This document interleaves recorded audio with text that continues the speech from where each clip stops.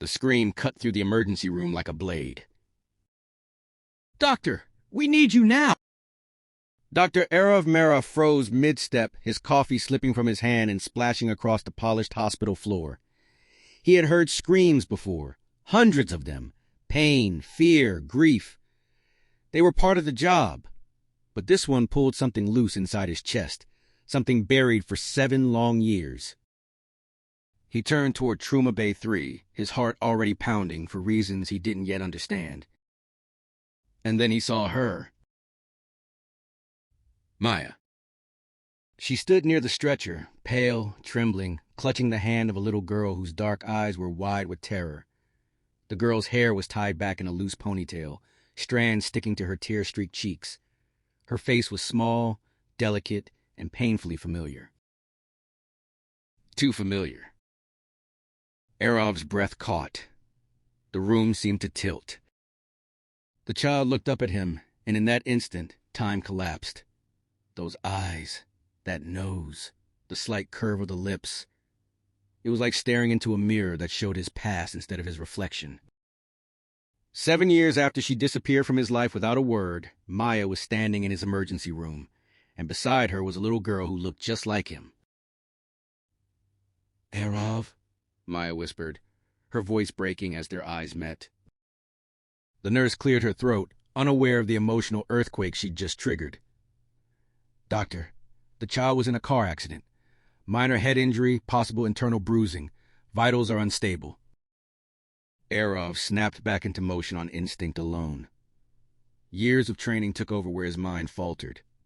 He moved to the stretcher, checking monitors, issuing calm, precise instructions.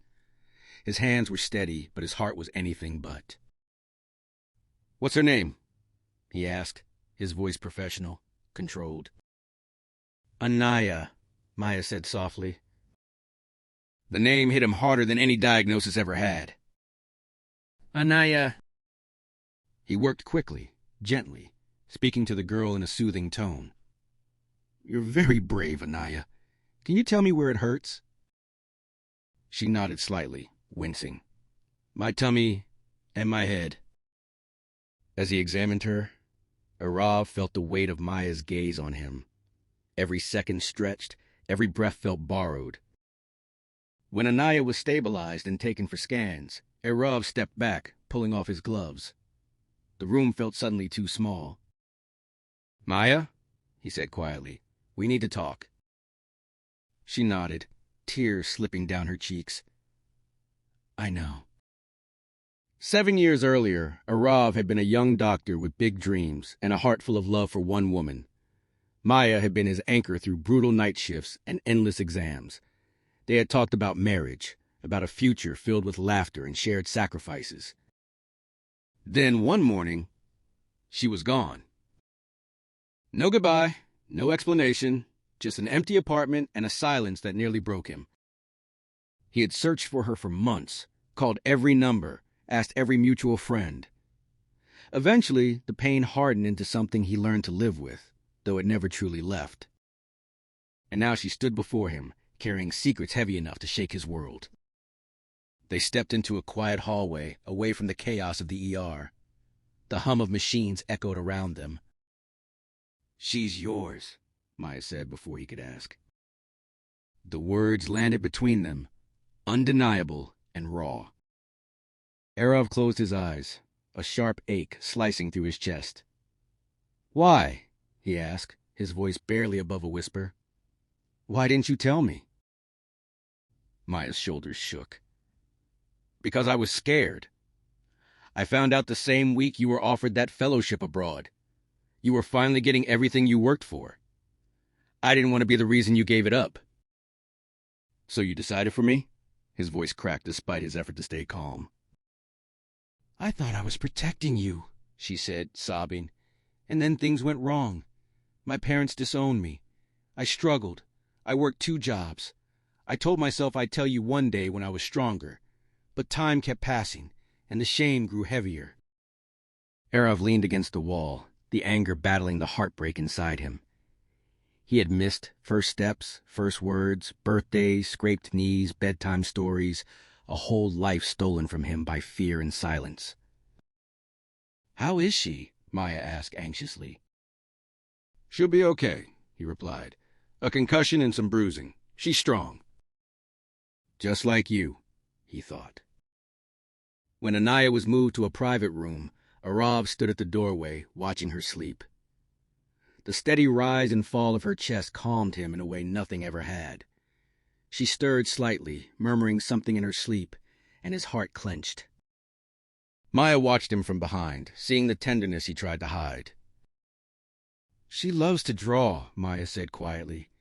"She wants to be a doctor. She says doctors are heroes." Arav swallowed hard. The days that followed were some of the hardest and most beautiful of his life. He visited Anaya whenever his shifts allowed, reading to her, making her laugh, learning her favorite colors and foods. She grew attached to him quickly, unaware of the truth, but instinctively drawn to him. One evening, as the sun dipped below the city skyline, Anaya looked up at him and asked, "Why do you look like me?" The question hung in the air. Arav glanced at Maya, who nodded through tears. He knelt beside the bed, his voice gentle. "Because I'm your father." Anaya blinked, processing, then smiled. "I always wanted one." That simple sentence shattered him. Healing was not instant. There were arguments, tears, long nights filled with difficult conversations. Trust had to be rebuilt piece by piece. Maya had to face the pain she caused. Arav had to learn to forgive without forgetting. They decided to move forward, not as a perfect family, but as an honest one. Months later, Arav watched Anaya run across a park, her laughter echoing through the air. Maya stood beside him, her hand brushing his. "We can't change the past," she said softly, "but we can choose what comes next." Arav nodded, feeling a quiet strength settle in his chest. 7 years of loss had led him here, to a second chance he never thought he'd have. Sometimes life breaks you apart, not to punish you, but to teach you the value of truth, courage, and love. And sometimes healing begins not with answers, but with the bravery to face what you were afraid to lose. As Anaya ran back toward them, arms open wide, Arav knelt to catch her, knowing one thing with absolute certainty. No matter how many years were lost, love had found its way home. The hospital room was quiet, except for the soft beeping of the monitor and Anaya's slow, even breathing. Night had settled outside the window, the city lights glowing like distant stars. But inside, Dr. Arav Mera felt a storm raging. He sat in the chair beside the bed, elbows resting on his knees, his hands clasped tightly, as if holding them together was the only way to stop himself from falling apart. 7 years. 7 years of unanswered questions, of nights when he wondered what he had done wrong, of mornings when he told himself he was over Maya, even when he wasn't. And now the truth sat sleeping in front of him, wrapped in a thin hospital blanket, her face peaceful and unaware of how completely she had turned his world upside down. Maya stood near the door, unsure whether to step closer or stay back. She had never seen Arav like this before. Not the confident doctor, not the focused surgeon, but a man stripped bare by emotion. Guilt pressed heavily on her chest. "I never meant to hurt you," she said softly, breaking the silence. "Every day I told myself I'd explain everything. Every night I lost the courage." Arav didn't look at her immediately. His eyes remained fixed on Anaya. "Do you know what hurt the most?" he said quietly. "Not that you left, but that you didn't trust me enough to let me choose." Maya's eyes filled with tears. "I was afraid you'd resent her. Or me." He finally turned toward her, his voice firm but tired. "I could never resent my own child." The words seemed to release something inside Maya. She sank into the chair across from him, covering her face with her hands as sobs escaped her. Years of suppressed fear, loneliness, and struggle poured out in that moment. "I was alone, Arav," she cried. "I worked nights at a call center and days at a clinic. There were days I didn't know how I'd pay rent. When Anaya got sick, I held her and prayed, wishing you were there, but I was too ashamed to call." Erav listened, each word carving deeper into his heart. He imagined Maya, once so strong and full of laughter, breaking under responsibilities she should never have carried alone. Anger still lingered, but compassion slowly began to soften its edges. "You should have let me be there," he said, his voice low. "We could have faced it together." Maya nodded, unable to meet his eyes. "I know that now." The door creaked softly as Anaya stirred, her eyes fluttering open. She looked around, confused, then smiled when she saw Erav. "You're still here," she murmured. Erav stood immediately and moved closer. "I'm not going anywhere." She studied his face with innocent curiosity. "Mama says you're my papa. Does that mean you'll come back tomorrow too?" His throat tightened.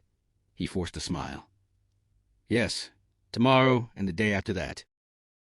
Anaya seemed satisfied. She closed her eyes again, drifting back to sleep, her tiny fingers curling around his. That simple gesture sealed something inside Erav. Whatever pain lay ahead, whatever rebuilding needed to be done, he knew he would not walk away again. Over the next few days, Erav adjusted his schedule so he could be there every morning and evening. Nurses began to notice the change in him, the way his stern expression softened whenever he entered Anaya's room. Maya watched from a distance, amazed and terrified at the same time. She feared hope almost as much as she once feared the truth. One afternoon, as they sat together while Anaya colored in a book, Maya finally asked the question that haunted her. "Do you hate me?" Erav was quiet for a long moment. Then he shook his head slowly. "No, but I'm still hurting." She nodded. "I'll wait, however long it takes." He looked at her then, really looked at her, and saw the woman who had survived 7 years of struggle for their child. "This isn't about going back to what we were," he said. "It's about learning who we are now." Maya understood. Healing would not be easy. Trust wouldn't magically return, but for the first time in years, the future didn't feel empty. As Anaya laughed at her own drawing and proudly showed it to them, Erav felt something unfamiliar yet powerful settle in his chest. Not anger, not regret. Responsibility. Love.